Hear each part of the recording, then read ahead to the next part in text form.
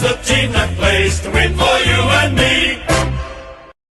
Welcome back, Shimboners. On today's podcast, we will be previewing our Round 2 clash against the Dees, our first home game of the year, as well as discussing some of the big news throughout the week, headlined by the Jackson Archer Tribunal case. Here to help dissect it all with me and to provide some analysis and a few laughs, as usual, the Big Chief. Chieftain, how are we? Yeah, pretty good, Baz. Thanks for having me on again. Yes, looking forward to today's pod, but I suppose we've got to start with the biggest news of the week.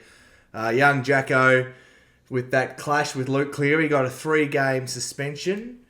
And then, of course, the club challenged, which I was going to be spewing if they didn't. And we saw it go, and then somehow he still ended up with 3. And I suppose the biggest takeaway from that is, what has happened to the game we love? Like, when you're playing a fast-paced contact sport, there's going to be incidents like that where it's no one's fault, and it's just two blokes going hard for the footy. Really, if you wanted to blame someone, Cleary should have kept his feet, but it's an unpredictable game. It's an egg-shaped ball, as Jacko said. So, what were your thoughts on the incident and the outcome of the 3 weeks? Disappointed. I think, like everyone, most of the ex-players were shocked and thought he shouldn't be suspended. Bevo thought he shouldn't be suspended. Luke Cleary, the player? Cleary, the actual player who was concussed. But, yeah, that's just typical, isn't it? It's ridiculous. And then you look at...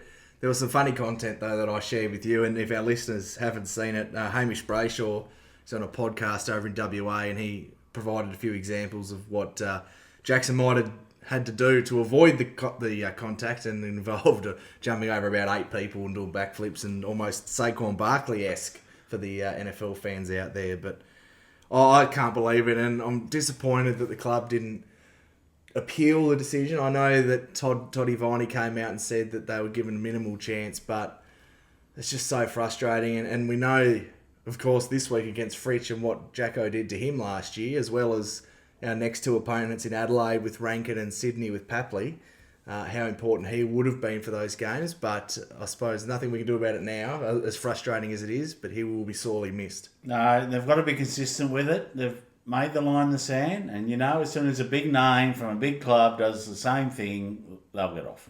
Well, we should have got the Carlton lawyers. We can't afford them. We got the little legal aid lawyer. Well, I would have put in... No disrespect to the person who did their best, but I was not shocked that we didn't get off, because we never seem to have luck in that area. No, and reading along the dialogue that David Zeta was sharing, he actually put together a pretty good case, North's lawyer. Well, the thing I'm most surprised about is that you didn't fly over to Melbourne and storm AFL House yourself. Obviously, Jacko in the CCC. Exactly. I was going to rattle the tins and get some funds together and get the Carlton lawyers onto it. I reckon you would have had a following if you had gone over. Yeah. And people would have flocked. If we'd have appealed it, we'd have raised the 10 grand like that. Yeah. But yeah, one of my CCC members gone. George is out. Chom's in doubt, but he's playing apparently, and Big X carry the load. Yeah, he's used to that. But I suppose, in all seriousness though, it's a bad look at where the game's going. We're seeing ticky-tacky free kicks like last night all the time in marking contests, and just the physicality of the game. And if we're going to be questioning players that they can't run full speed of the contest anymore, then the product itself's going to diminish, and it's losing a bit of the identity of the AFL football that I grew up loving, and you it was a lot tougher back when you watched, but there was a couple of cheeky behind the ball. There was a lot of filth, but we got that out of the game, but we've got to keep the toughness in it. And one of the arguments the AFL used, the tribunal, in finding, was that they don't see it very often. Well, there's only 4 who do it, and they're all in the CCC. That's why he doesn't see it very often. No one goes as hard as young Arch, except for the bloke at the other side of the table at dinner. That's his old man. So that's why they don't see it very often. And a mate of mine who's a Carlton supporter mentioned that they got rid of his old man by stopping the diving on the ball, because he used to come from 3 back and dive on and halve the contest and win the contest. They stopped that, allowed to dive on the balls. That got rid of him, and now they're trying to get rid of his son. They've got a vendetta against the Archers. Yeah. So, yeah, shout out to Nath who texted me that. He was, like most long-term football supporters not happy. And he's got nothing to do with North, no affiliation, no particular love for North, but it's just the game, as you said, is changing direction. It's going to be Gaelic football soon. And I know I've got to protect the head, but it's a 360 game with an egg-shaped ball, as you said. We've got to teach, people come from all directions. We've got to teach players to keep their feet as well. And that's right. How it wasn't a free kick to Jacko is laughable, but... Well, the ironic thing is Lindsay Thomas broke Gary Rohan, or right as a Rohan, as I like to call him, jokingly, broke his leg, and they changed the rule. And now the ducking sliding rule has affected Arch. I wonder if Arch had broken his leg, what would have happened? Yeah, or I wonder if Arch got him in the shoulder and there was no concussion, would it have just been play on? Would it have been a free kick? Because I don't think the umpire paid the free kick until he had 5 minutes to watch all the replays. And he was off on the stretcher and then thought we better pay free. I don't think he paid it instantaneously, but I could be wrong. Yeah, I'm not sure, but I don't remember him actually calling it. Neither do I. Yeah, neither do I. Right, now moving to the next thing I want to discuss, and this is going to be a negative as well, but I'm sick of hearing in press conferences from our coach that, we're happy to be in the game in the fourth quarter. I want to see more desperation and more... No, we're happy with our contest and clearance work. We're not happy with our finishing, and we desperately want to win. Yeah. And I understand you've got to be careful when you're coaching a side that's rebuilding, but I'm just a bit tired of that. I'm tired of hearing about Hawthorn and the rebuild there, as we've mentioned last pod. I think the perfect answer for those who listened to Harry Sheasel on Dwayne's World during the week, he said it perfectly. He said, we're happy with, our metrics and our clearance numbers, but we simply just need a win from positions like that. And when we have the ascendancy in games, we have to convert better. And that's not potting yourself too much. Like, that's a pretty honest review. That's how a lot of supporters felt. And it was really refreshing to hear that rather than, we're, sort of surmising what Clarko says, but it seems to be a lot of, we're happy to be in the game late. Yeah, I want to hear what went right and what went wrong and what we can fix. And I don't want to hear it's an easy fix, because I had 10 years of Brad Scott telling me it was an easy fix, and it never was. No. It was the longest easy fix ever. Anyway, he's fixed Essendon right up, hasn't he? Yeah. Let's talk about the injuries. So, great news with Griffin Logue, because unfortunately the broadcast told us nothing about it. So, it's only a little 1 to 2 weeker, the hamstring. Probably could have played this week. Yeah, a bit of tightness, awareness, I think. And it was obviously when he was chasing, was it Frazier, when they got that clearance? And he came screaming in. He kicked it from about 15 out. He was running a flat chat, the big Griff. He needed a bit of the gravel F1 runoff, I reckon, to slow up. Speaking of Griff having to do some chasing, let's talk about some of the damning vision that was shown on First Crack in the Sunday Footy Show. Just zero accountability and defensive mindedness from our mids. Yeah, we've spoken about it before, and yes, most of them are young, but yeah, you got to be a two-way runner. That's how you get to the elite level. And great, we won all the clearances, but when they won, they were far more damaging. Yeah, and then that links in with our discussion at the Bees to the Honey as well, where one Bulldogs player would have it, and we'd have 3 players charge at him, and he'd give the quick hands, and then bang, they're out, and they're in the corridor, and then all of a sudden the lights are flashing at Marvel because they've kicked a goal. Yeah. So it's an easy fix, Brad, but they've got it's something that's been that has been an issue for the side in the last couple of years particularly. Yes, well, we're not in a time machine. We haven't gone back 4 days to do a review pod, have we? I thought this is a preview pod. It is, but I just wanted to touch on that. Right. Okay, fair enough. And then Charlie Comben, he's a test. He's named, but as we're recording 3 o'clock on a Friday afternoon, it's only the extended squad. So I'm hoping he gets up because he's really important. Now, because we run a loose ship, we try and run a tight ship here, but it's a bit loose with work and childcare and lots of other issues. If you want to be notified when we drop, because we're going to drop at different times, and we don't normally drop on a Friday. Normally it's Wednesday or Thursday. We never seem to be able to do it after the teams have been announced, so this is a bit different, although it's only a squad. What can they do? What can the listeners do? Oh, they can subscribe. Subscribe, notification maybe? Yeah, turn the notification bell on so you never miss an episode. Yes. And we appreciate everyone who has so far, and it's the best way to support the podcast and get it out to more people. And while we're on the subject, if you've got any North mates, send them our way, because the more the merrier, and we love our community of listeners. Yes. One more before we move on. Lee Lear. Interesting one. Out of contract, I believe, at the end of this Can't year. get a game. He would be getting a game for 17 other teams. Yeah, so come on, let's get him. I'd rather him than Bruz, who we've been linked to. Let's get Lee Lear. Yeah, Braden Maynard, that is, for those. Those who aren't all over the nicknames. But yeah, he's a star in the making, and we saw he played against Carlton last year and looked really good. Yeah. Which, if he plays this year, look like a star, because aren't they firing on all cylinders? But this is the North Pod, but I think he's one that I'd be targeting. Yes. And he could be the one to release Chom forward. Yes.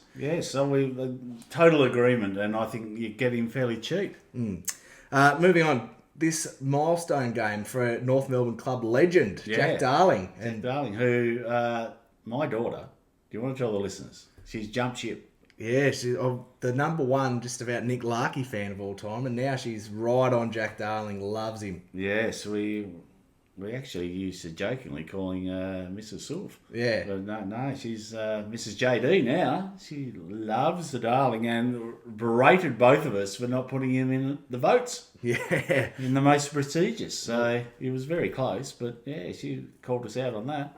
Yeah, was not impressed at all. While we're before we get into our matchups and everything, great to see. This was something we discussed at length on the pod a couple of weeks ago, but the club have done an updated 100-year anniversary video, which features the great duck back in the video to celebrate our 100 years, which you can't not have him in, despite what you think of him as a person. For what he did for our footy club, he just had to be in there. Yes, agree. Well done. They've finally come on board with that, and I'd like to see even more highlights of him. 10-minute package. They could have easily run of his highlights, but yeah, it's good he's in there. And Shimmer, I don't know how Shimmer missed the first one. I can't remember seeing him. One of my all-time favourite, but I do know they've named the goal ends after the great Wayne Schimmelbusch and Keith Greig. Yes, so good recognition. That'll be great to see, and I'm sure lots of more fans. It's not just Sunday Arvo, it's all year. Oh, is it? Yeah. Well, that's very good. I'm happy with that. And I'm sure the fans will love it when they get along this Sunday afternoon under the lid. When I go over, I'll be Shimmer's in. Right. All-time favourite. I like it. The patriarch of the CCC. Let's take a look at who the key Ds are that are missing. So Cozzy Pickett is still suspended from an incident last year, thank God, because he'd kick about 6, I reckon, at least on us, especially with no Wacko Jacko in the back pocket. Yes, and he'd go through the midfield and be dynamic there like he was in the pre-season game. And Stephen May's the other one with a crushed larynx, whatever it's called. No podcasting for him this week. No, maybe Jake Melksham got him back. Maybe. Training. The French restaurant. Yeah. So casting an eye back to the last time we met, we were there at the MCG that night. It was round 15. We lost by 3 points, but we came home like a steam train. 5 goals to 0 in the last quarter, led by LDU, who had 31 and a goal. Our man Harry had 27 and kicked 2, and my man Cam kicked 4 and his best game of the year. And I think the crowd was 22,000, but my God, it sounded like 80 when we were coming. The North Faithful was so loud. Yes, and unlike other teams' faithful, they didn't leave at three-quarter time, because I think we were, 30-odd points down at three-quarter time. So, yeah, we know a few bigger clubs with their bigger supporter base would have emptied out. Oh, absolutely. But not the Shinboners. No. So the D's obviously coming off a tight loss where they really got choked against a good team too. A good side, so you understand. But they were definitely in a winnable position. They played some great footy last week. So the changes, the confirmed changes they've got, Caleb Windsor out, who was really, really good for them last week. I don't know whether you saw much of it. No, because the Grand Prix was on. But watch the Grand Prix and watch Ferrari have a bit of a choke. Yes, his run and dash off half back, he would carve us up with our lack of forward pressure. So he's a big out for them with an infected toe. Yep. And Aiden Johnson is out for them with suspension. So yeah, bigger bodied VFL type mature age recruit. So it's good for us he's not there, because the bit I did watch, he showed a bit. So they'll have probably Charlie Spargo and Daniel Turner, I reckon, out of their extended squad. Turner would have to come in because that Johnson's 193 and what's Turner about 195. He'll play that third key. And having a look at our changes in, On the extended bench, Toby Pink, Miller Bergman, Dylan Stevens, Big Finn Bart and Bryn Teakle, and the two forced outs in Jackson Archer and Griffin Logue. And I was going crook when I saw the team named last night because I'm one of the biggest advocates for Riley Hardeman for what he can offer as a competitor and with his elite left foot. Would have been the perfect time. Our back line is too stagnant. Not enough run and carry. Not enough good users. Would have been the perfect chance to play him. Too slow, our back line. And they haven't picked him. Our best user is CD, and he's not quick. No. We need that run. Jacko is probably our quickest player in the back line, I'd say, and he's gone. So really disappointed to see that. And he doesn't provide the run as such, but he's quick to be back shoulder on his opponent, is what I mean. So I imagine Miller Bergman will probably get the nod if it was me, but pretty safe user, but he's not that run and dash that you need off halfback. So he's going to have to play a bit more of a lockdown role as well, because that's another thing with Jacko. His lockdown ability and to nullify the sort of medium to small forwards of the opposition as well. Yes, I think Miller's, if he gets the 3 games that Jacko's out for, it might be his last chance saloon. Yeah. I think he needs a good year to show something, because I think Hardeman will come past him, and I was surprised that he didn't get the gig. Bergman's probably a bit taller, so is he a backup for Fritsch? Do we put Elmack on Fritsch, or do we put Bergman on him? Bergman's got reasonable height. Well, I don't think I've seen Elmack win a one-on-one in any of the games, including pre-season, so there's no way I'll be putting him on Fritsch. The thing I'll say about Elmack, and this, we'll get in the time machine again and go back to last week, right? And I've noticed it in the pre-season as well as last week, but he likes to go third up. Like, there's a pack forming, and he goes back with it, very brave to get a fist, but the problem is he doesn't get a fist into it to get it over the boundary. And it just creates, he doesn't mark it, it just creates a soft drop. And it happened a few times last week where Vandermeer or someone's just soft drop off the pack and he's the only one there, because I'd assume it's Elmack's gone off him to get third up, and he doesn't impact. And soft drop, they clean it up. They've got the numbers at the front of the pack, doesn't even get it out the back of the pack. So, and just an easy snap round the corner goal, or one quick handball to someone who's out, shot from 30 metres, goal. Happened 3 or 4 times, and it's happened in the community or practice matches, and it's happened the last 5 years. Yeah, well, it has, and I think he probably thinks he's doing the team thing, but because he's not impacting, he's actually not doing the team thing. Stay down, trust your mates to halve the contest, arm across the chest, and win the ball, or at least put some pressure on when they get the ball. Fire up. He's fired up. I almost thumped your chest, sorry. Right. But that's what you got to do. A bit of body contact. You'll probably get suspended by the AFL, but let's just cop it. And the other interesting talking point with Griffin Logue out, we needed a key position. I was big on giving the shotgun a go. Yeah. Or I thought maybe Callan Dawson as well. I tell you what, just putting it on the record, there was sort of a photo of him from the VFL, and his biceps are ginormous. He's been with Will Phil doing some arm work. Which Dawson you talking about? Callan. Right. Oh, okay. Huge set of pipes. Yeah. But I thought, but no, they went Toby Pink, which is interesting. My only thoughts there, the more I've had to sort of sit on it, I was upset about it last night. Your work is, I heard all about it.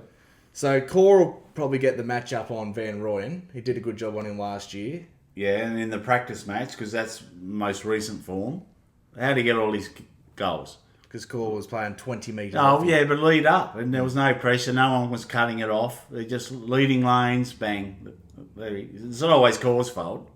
You can only play back shoulder.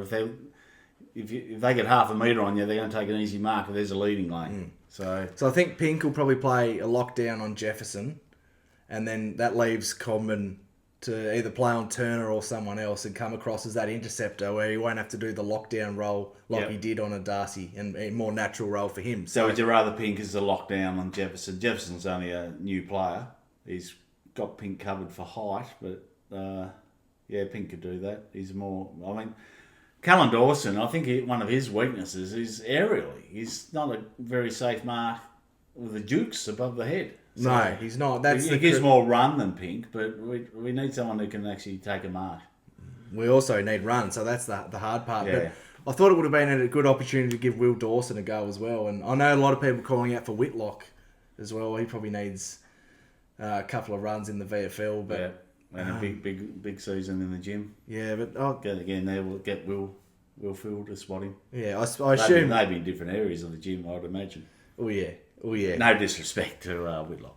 I reckon Shotgun might be a bit underdone. That might be the only thing because he had a very interrupted pre-season. Yes, and we talked about Bergman. I think Toby Pink's on his last chance, as is Callan Dawson.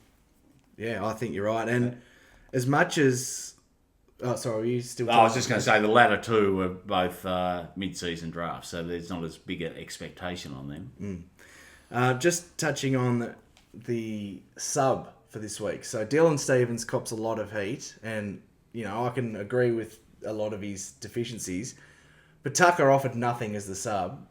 So if they're planning on playing Tucker as a sub again, I would not worry, and I'd bring in Dylan Stevens to be the sub. We saw what he did in the quarter against the Dees last year. So I think we need someone more dynamic, and even Zach Fisher, he would have been a good sub. Eddie Forward. We can't just play... If they wank Bergman the sub, I will straight up spew because that means that Elmac and Tucker are our users of halfback. Well, I don't think they can be in the same team. No, and I've been strong on that all year. So I think they've got to make that change there as well. Yeah, I agree. Because you see all the good sides have that run and use, and those two do not offer run or use. Yeah, and speaking of the VFL, well, we won't really, but people who are going to be in the VFL, they're 12:30, I think. 11 o'clock. 11 o'clock. Yep. Oh, nice. Nice and early. I'll watch that. Hopefully get a win. Then get pumped for the after 3:20 game. But I will say, when the teams came out, I did feel a little bit deflated and less confident in a win because, I don't know, I just feel like we don't have enough use. Even though Hardeman's played 3 games. Yeah. He offers that. And but Bergman hasn't played many more. No. They're both level pegging. And I was surprised that, they didn't give it to Hart. I'm just thinking maybe the extra height of Bergman. No, that might be it. But it'll be interesting. Let's get into matchups. So the one that'll be the most talked about, obviously, is the ruck battle. Max Gawn going against the new number 1 ruckman in the comp. Your man, Tristan Sherry. That'll be an interesting one. First use is so important today in football, and they'll go pretty well head-to-head. Like, they had a good battle again last year. Yeah, last year it was about even. 51-49 X or Gawn. Yeah, I think X got him, but, probably a bit biased. But Yeah. I think X... Well, I know one thing. X will put a little bit of fear in Max. He doesn't... He's another one of these. He's a lot better than English, so don't get me wrong here. Don't misquote me. But he preferred to ruck against a pure ruckman like English than a bit of a mongrel like X. Yeah, and I'm putting this on the agenda. I've just gone real left field. So clip this up. When we play Geelong in round 20, you watch Sam DeConing go back to a backman for that game. Yeah. Because he will have the fear of God put into him. Last year, he said he went too rough on him. Big X. Or was that Tom DeConing? I think it was Tom. Well, both of them. Carlton sooked it up. Yeah, that's right. But Sam copped it again the week after because that was at Boot Park. We were there. But, yeah, so watch that. Watch this space for... Sam DeConing to say, blitz halves, you come in and take a bit of this because I'm not putting up with the X-Man thumping me around all day. Yeah, so key battle, absolutely, and the whole midfield battle, which it always is, but we're coming up against a better midfield than we did last week. And last week we won the midfield battle but couldn't put it on the scoreboard. Well, we'll do well to go 50-50 in the midfield battle this week. Now, I think it's safe to say that midfield's better than ours, and that's something I'm not too often saying on this pod, but I don't think there's any argument. No, they've got 7-8 time All-Australian ruckman, even though he shouldn't have been last year. And just experience, they've got more experience in there, and they've got Petrarca back. They got real, like he's their LDU, and Vine is just a hard head. Clayton Oliver's back to his form. I mean, Trent Rivers killed us last year. He did, and that was about his first full-time gig in there. Yep. And because Petrarca didn't play it last time. No, he didn't, because he didn't play after the King's birthday. Had his liver or whatever. Yeah. My question to you is, does Will Field tag? We saw he absolutely killed Clayton Oliver last year. Are you sending that match up again? Yeah, why not? I haven't really thought about it, to be honest. But The only negative is because we've got 300 people going through the midfield, it takes up a lot of CBAs and midfield time. Yeah, it wouldn't be a hard tag. It'd just be more accountable to him. But I think Petrarca's going to be the watch. He's their best player, he and Gawn, and he's more dynamic with the ball. Like I said, he's their LDU. Yeah, if I'm Clarko, I'm saying to Jai, he's your responsibility. You're the captain, he's your responsibility at stoppage. Yeah, well, someone's got to take responsibility for him because we've seen that in the past with players like he and Bontempelli. Like no one goes near them, and they're getting 35 possessions. Anyway, we'll see how we go, but it'd be a good test for our midfield, all of them, as individuals and as a collective. Yeah, I just want to touch on last week for the last time, but the positive was we scored 97 points, even with woeful inside 50 use. So the upside to that is, what could we achieve if we tidy that up and get some better use going inside 50? We saw at times the likes of Hanson Jr. lowering the eyes and hitting those lead-ups. And it just shows that if we can improve our ball use, we have a really dangerous forward line. Yeah, we do. Yeah, and I think we can expose them without May, the general down there. You're getting to that, aren't you? You're getting to the forward-back matchups. Yeah, well, let's go to that right now. So, Larky will either get Petty or McDonald. That's a real flip of the coin. I reckon he'll probably get McDonald, if I was to guess. Petty will probably go to Darling. Lever will try and play that third tall and not play anyone. So whoever he's matched up on has to be dangerous. Yep. Has to take him out of the play to spots where they can be used, and he has to acknowledge them and be back shoulder. Yeah, and if it's be in the vicinity at least. It's a Zerha or PC, they would lead up. Actually, I just thought who it might be. You could even send a Luke Parker to play a bit of a negating role, and he's smart enough and has enough footy nous to put himself in dangerous positions that the big key there is the mids have to lower their eyes, and that's something that was not at all on show last week. No. But just on PC and the Zoo, they're smaller sort of defenders like Christian Salem, really susceptible one-on-one. So I say it every week, but if once we start lowering eyes, we can make the most of these sort of matchups that they're giving us. Well, PC kicked 3, or 2 of them were from lowering their eyes and hitting him, marking 40 metres out. And it was LDU. Yeah, LDU. Was it both him? Or one was him? Yeah. Yeah. So we can do it, and we will score. I mean, I don't want to bring it up because you're his number one ticket holder, but if Cam kicks straight, we win. I agree. Yeah. I think he got chest marks, he got good looks, set shots. The kicking was the only part of his game that was poor. Yep, he's shot for goal kicking. I think the biggest tick there is that if we're going to have he and PC generate so many shots, I mean, Cam's not going to kick 1-4 every week. We know he's a better kick than that. Yeah. So 1-4 and 1 out in the full. Yeah, so he had 6 shots at goal. PC had 3. If you take 9 shots from there. And Larky had 6. Yeah, because I thought he kicked 5 straight, but he obviously had a little dribbler in the pocket. Yeah, dribbler. He thought he was a bit smarter. We kicked all his set shots. So yes, very. I think we can do some damage, but I don't think we'll get the same. We won't win the centre bounce or the clearance battle as well as we did last week.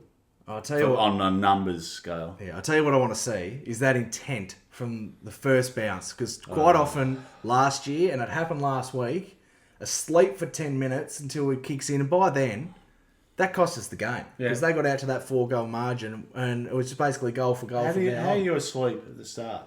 I understand it was disappointing because we dominated the first 5 or 6 minutes, and then they got the first goal, so that can be deflating. But then switch on. We had the confidence we were winning the ground battle, but we just couldn't win the scoreboard battle. And then another 3 minutes at the start of the 4th. Yeah, we were right back into it. It ended up to our teeth. We were should have won from there at 3/4 time. Yeah, and my call of the week is the Bailey Dale of the team, Christian Salem. For God's sake, watch him. He doesn't do it as much as Dale, but he's a good user. Yep. So if some little tip rat like Cade Chandler marks at 45 out, and he's got the Kane Turners where we know he won't be able to make the distance, for the love of God, be awake. And I watched the footage back, and the second one was my man Cam just turning around, probably looking at himself in the scoreboard or something, because he went to sleep and Parker gave him an absolute spray, which is good. But you've got to be on at all times, as we know. And I'm looking for the little special K to set the set the tone with some great forward pressure again. Yes.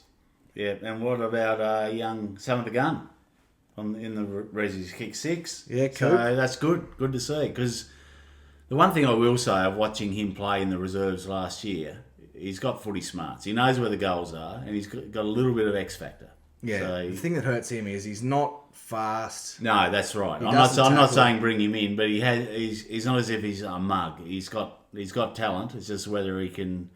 His little bit of X factor is going to be enough to translate to senior AFL football. But But he's putting pressure on, and that's what you need. You keep kicking bags every week, you're going to get a go, especially if we can't get a winner.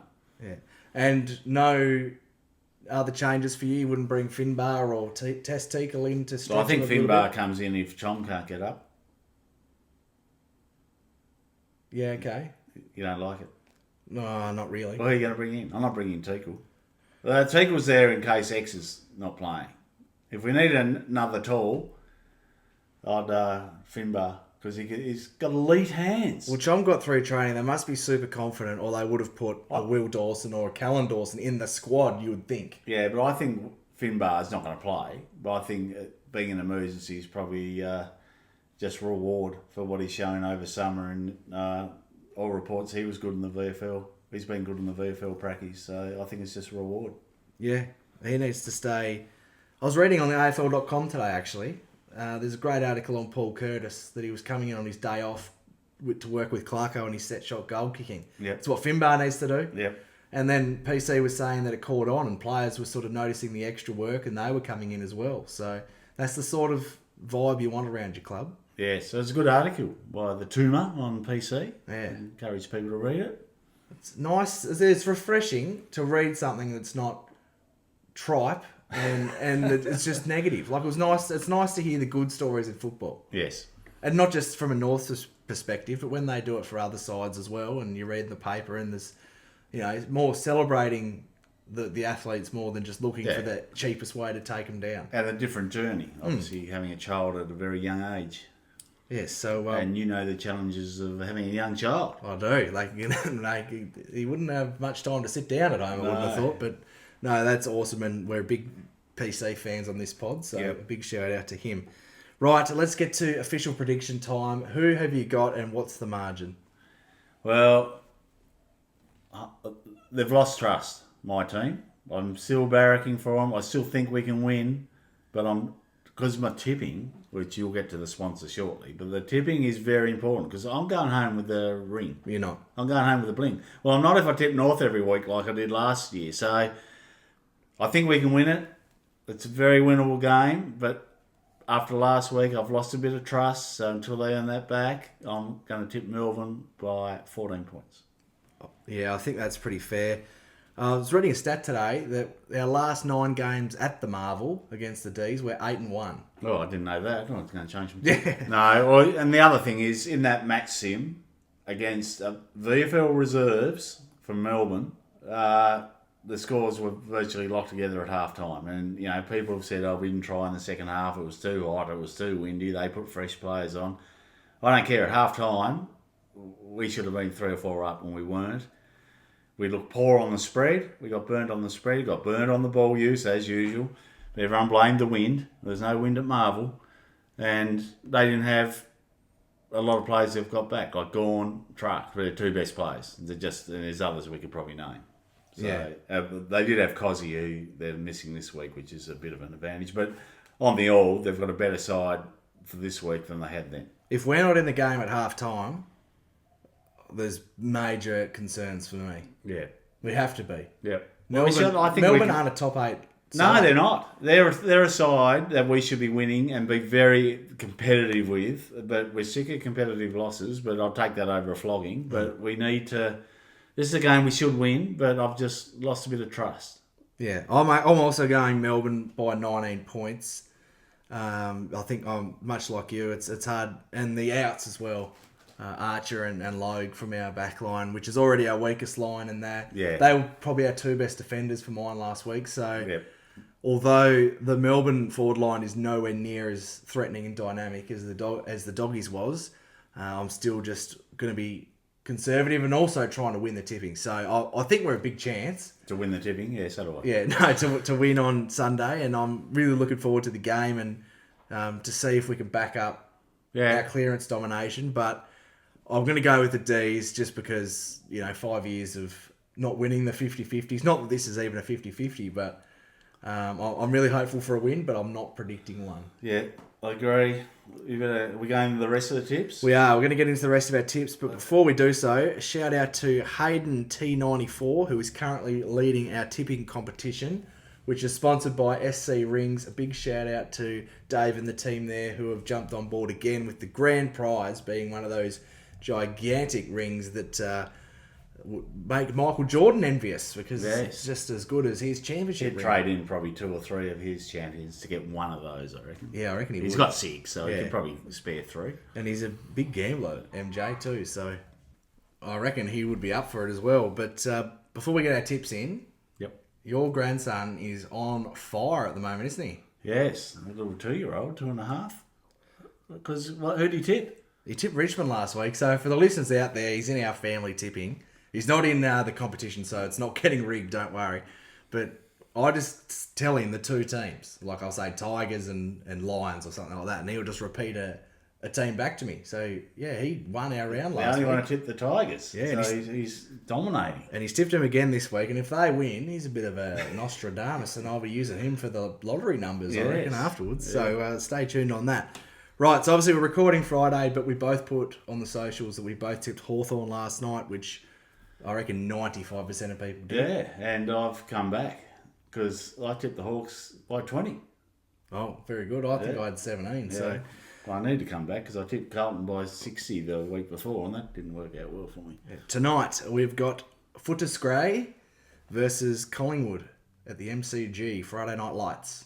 I've gone the Magpies. Yeah, I've gone the upset. I think the Doggies, even with all their outs, Darcy Moore and Reef McInnes would have to be the worst 1-2 key defensive backs in the league.